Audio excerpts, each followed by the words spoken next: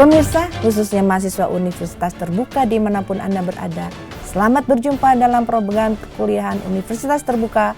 Dalam pertemuan kali ini kita akan membahas mata kuliah Hukum Perlindungan Konsumen dengan kode HKUM 4312 dengan topik pengertian dan prinsip perlindungan konsumen. Globalisasi dalam perdagangan bebas yang didukung oleh kemajuan teknologi telekomunikasi dan informatika telah memperluas ruang gerak peredaran barang dan jasa melampaui batas-batas negara. Di sektor jasa, terjadinya globalisasi dalam sistem keuangan dan pesatnya kemajuan di bidang teknologi informasi serta inovasi financial telah menciptakan sistem keuangan yang sangat kompleks, dinamis, saling terkait antar subsektor keuangan baik dalam hal produk maupun kelembagaan. Kondisi ini menjadikan kebutuhan konsumen akan produk, barang, dan jasa terbuka sangat lebar, sehingga konsumen mempunyai kebebasan untuk memilih sesuai dengan kebutuhan dan kemampuan konsumen. Pada sisi lain, konsumen dapat menjadi objek dan aktivitas bisnis pelaku usaha yang pada umumnya menginginkan keuntungan yang sebesar-besarnya dengan modal yang seminimal mungkin. Dalam modul ini, Anda akan mempelajari sehingga dapat menjelaskan tentang pengertian konsumen, istilah-istilah konsumen, prinsip-prinsip yang harus diketahui oleh konsumen, dan tentang hak serta kewajiban konsumen baik dalam bidang barang maupun jasa keuangan. Istilah konsumen. Istilah sebagai definisi yuridis formal ditemukan dalam Undang-Undang Nomor 8 Tahun 1999 tentang Perlindungan Konsumen atau kita singkat dengan UU-PK. Pasal 1 angka 2 menyatakan bahwa konsumen adalah setiap orang pemakai barang dan atau jasa yang tersedia dalam masyarakat baik bagi kepentingan diri sendiri, keluarga, orang lain maupun makhluk hidup lain dan tidak untuk diperdagangkan. Dari definisi ini kita akan mengambil pengertian konsumen yang mengandung unsur-unsur. 1. Setiap orang. Istilah orang dalam UU-PK sebetulnya menimbulkan keraguan dalam hukum dikenal subjek hukum, yaitu pendukung hak dan kewajiban yang antara lain orang perseorangan dan badan hukum. Dalam hal ini adalah badan usaha. Pertanyaannya, apakah hanya individual yang lazim disebut naturalized person termasuk juga pada hukum yang disebut dengan right person? Kedua, istilah pemakai. Pemakai memberi tekanan bahwa konsumen adalah konsumen akhir atau ultimate consumer. Istilah pemakai sekaligus menunjukkan barang dan atau jasa yang dipakai tidak saja hasil dari transaksi jual beli, itu pemakai langsung, tapi termasuk juga di dalamnya pengertian yaitu pemakai konsumen yang dirugikan dari pemakai tersebut. Yang ketiga adanya barang atau jasa. Berkaitan dengan istilah barang dan atau jasa, ini sebagai pengganti terminologi yang disebut dengan produk.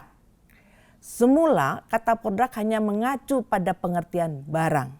Tapi dalam dunia perbankan misalnya istilah produk dipakai juga untuk menamakan jenis-jenis layanan perbankan. UU-PK mengartikan barang sebagai setiap benda. Setiap benda baik yang berwujud maupun tidak berwujud, baik bergerak maupun tidak bergerak, baik yang dapat dihabiskan maupun tidak dapat dihabiskan, yang dapat untuk diperdagangkan, dipakai, dipergunakan, dan dimanfaatkan oleh konsumen.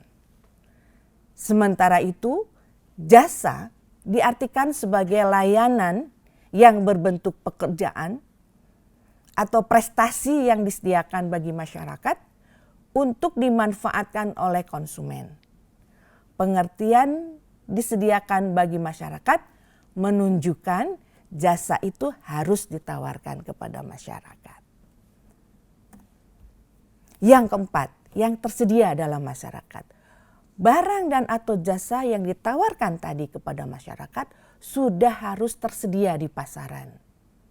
Dalam perdagangan yang makin kompleks dewasa ini, syarat itu tidak mutlak lagi dituntut oleh masyarakat konsumen. Misalnya, perusahaan pengembangan atau developer perumahan sudah biasa mengadakan transaksi terlebih dulu sebelum rumahnya jadi. Juga misalnya kita melakukan transaksi pemesanan mobil baru. 5. Bagi kepentingan diri sendiri, keluarga, orang lain, dan makhluk hidup lain. Transaksi konsumen ditunjukkan untuk kepentingan diri sendiri, keluarga, orang lain, dan makhluk hidup lainnya. Unsur kepentingan dalam definisi ini mencoba untuk memperluas pengertian kepentingan. Di sini kepentingan itu tidak hanya ditujukan untuk diri sendiri dan keluarga, tapi juga barang dan atau jasa itu diperuntukkan bagi orang lain.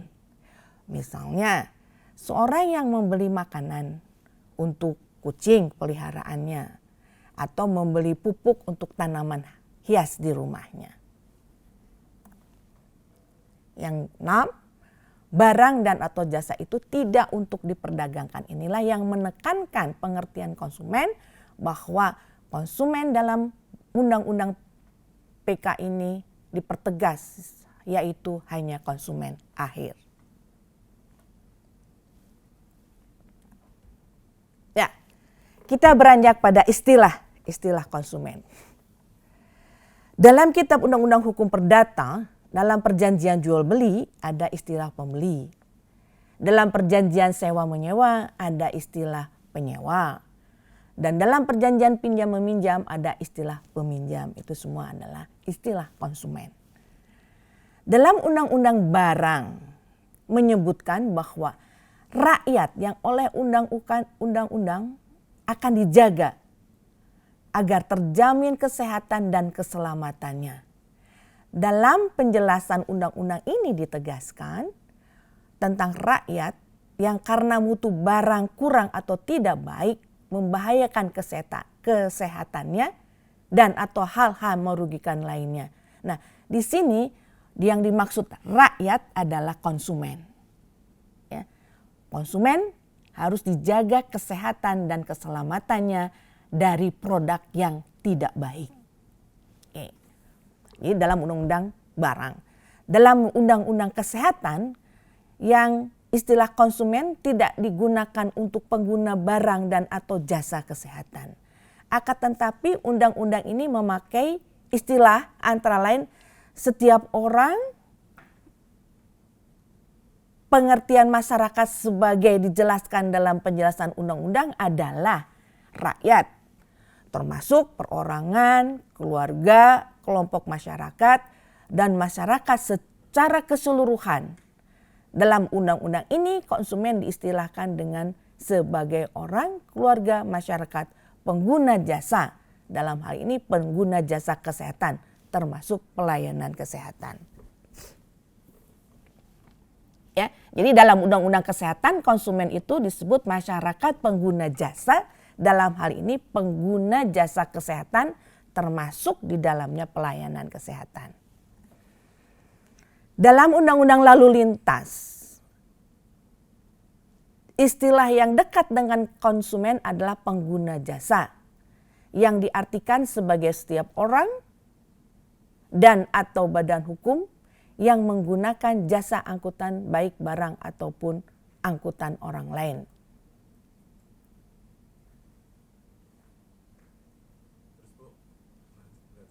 Dalam dunia perbankan, istilah konsumen mendekati pengertian nasabah, yaitu yang menggunakan jasa bank yang terdiri dari nasabah yang menempatkan dananya di bank dalam bentuk simpanan berdasarkan perjanjian dengan nasabah yang bersangkutan.